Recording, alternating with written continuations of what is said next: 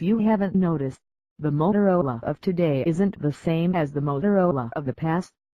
The company has gone through several changes over the course of the last few years, being notably gobbled up by Google back in 2012, only to be sold shortly later on to Lenovo.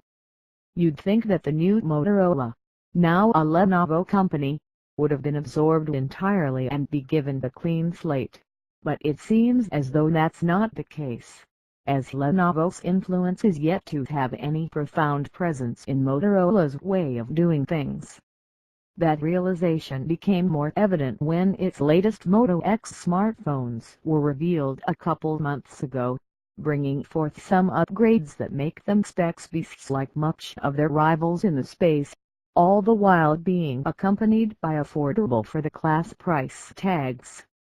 There are two Moto X versions this year, the Moto X Pure Edition for the US, and the Moto X Style for international markets.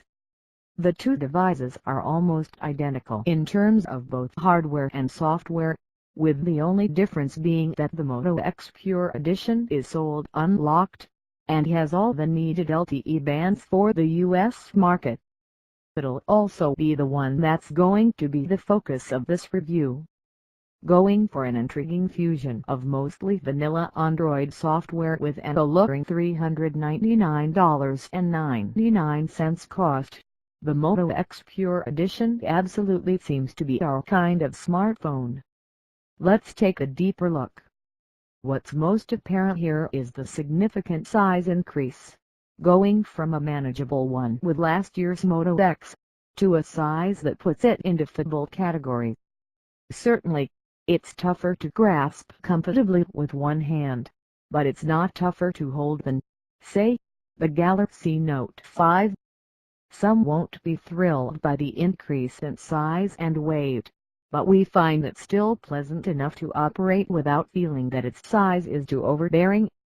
Besides the size disparity we're dealt with now, the Moto X Pure's design, much like previous Moto XS, can be fully customizable to complement your particular taste and style.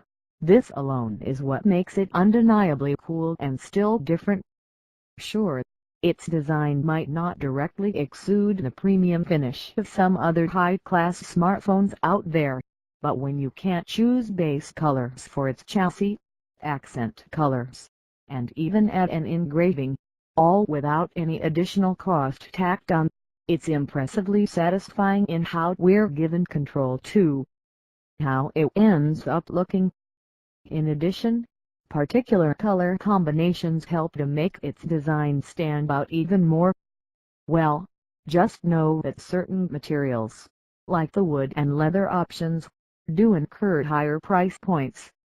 Considering that it employs the same design language as its predecessor, it means that many of the characteristics we're familiar with are present here again, such as the power button and volume controls positioned on its right edge, 3.5mm headphone jack and SIM/microSD combo slot on the top, and the microSD port on its bottom edge.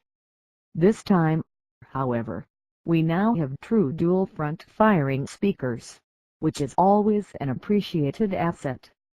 Another new change pertains to what's accompanying the front-facing camera, a LED flash, which is a great addition for those who love taking selfies. And yes, the same Motorola logo dimple is found in the rear, but it has more in common to the first-gen Moto X because it's not as recessed or large in size as the second-generation Moto X.